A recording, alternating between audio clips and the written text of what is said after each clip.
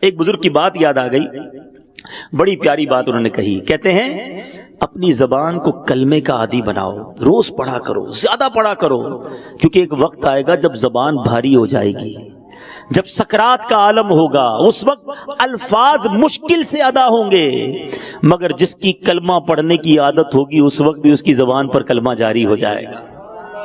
اب اس کو اس تھوڑا ایگزامپل سے سمجھتے ہیں.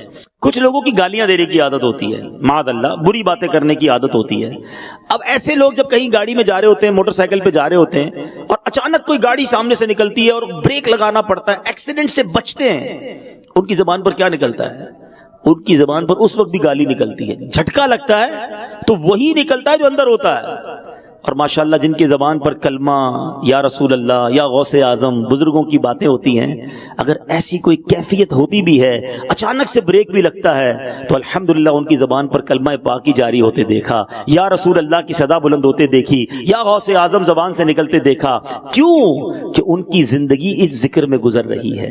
تو زبان کو کلمے کا عادی بنائیں، ذکر و اذکار کا عادی بنائیں، اچھی باتوں کا عادی بنائیں، تاکہ مرتے وقت بھی زبان پر جو ہے وہ کلمہ طیبہ آسانی سے جاری ہو جائے.